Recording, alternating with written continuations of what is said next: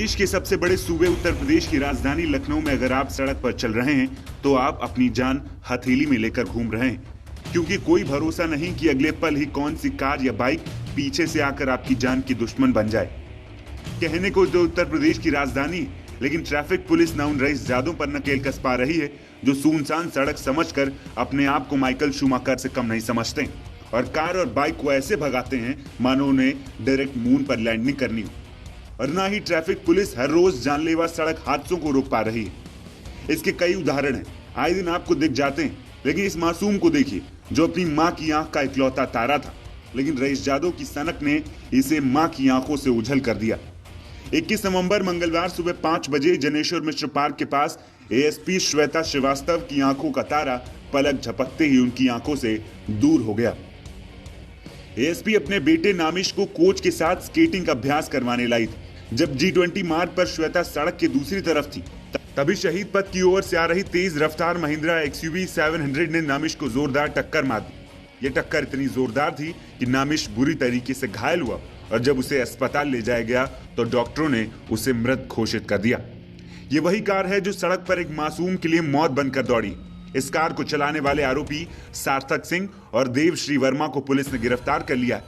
उन पर गैर इरादतन हत्या की धारा में FIR दर्ज की गई। हादसे के वक्त SUV सार्थक चला रहा था। दोनों में इस बात की रेस लगी थी कि कौन ज्यादा तेज कार चलाएगा, लेकिन उनकी ये सनक एक मां को अपने बेटे से अलग कर गई।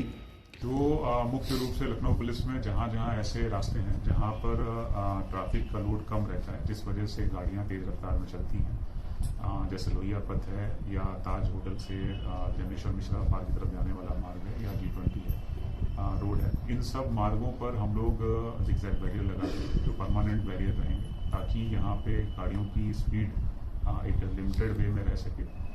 ये हम अभी ये परमानेंट करने जा रहे हैं। साथ ही में जो तेज रफ्तार में गाड़ियाँ चलाते हैं उनकी गिरफ्तारी या उनकी गाड़ियों की सीज करने के लिए जिस समय विशेषकर से कार्यक्रम सुबह के समय होता है, तो उस समय विशेष टीमें गठित करके ऐसी गाड़ियों के खिलाफ कार्रवाई करेंगे। और साथ ही जो लोग साइलेंसर लगा करके गाड़ियाँ चलाते हैं उनके लिए भी हम लोग विशेष अभियान चलाएंगे और उन सभी गाड़ियों को जिनमें साइलेंसर से हालत ज़्यादा आवाज़ आती है तो उन गाड़ियों को भी सीज करेंगे। काफी सवाल सर, क्या जो आरोपी है सार्थक सिंह, इसके पिता ने पहचान छुपाने की कोशिश की, गाड़ी छुपाने की कोशिश की और ये भी बोल दिया क्या कि सार्थक नाम का उनका तो कोई बेटा ही नहीं है?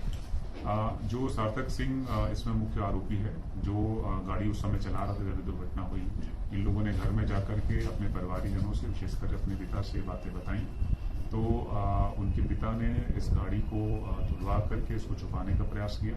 उसके बाद अभियुक्तों को भगाने में मदद करी। इसी कारण से उनके पिता सार्थक सिंह के पिता रविंद्र सिंह के खिलाफ भी 201 के अंतर्गत हमने कार्रवाई की है। और यदि इस प्रकार के साक्ष्य आते हैं जो कि इस घटना में किसी अन्य की भी दुष्प्रेरणा थी या फिर किसी अन्य की लापरवाही की वजह से घटना हुई है, तो उसके खिलाफ भी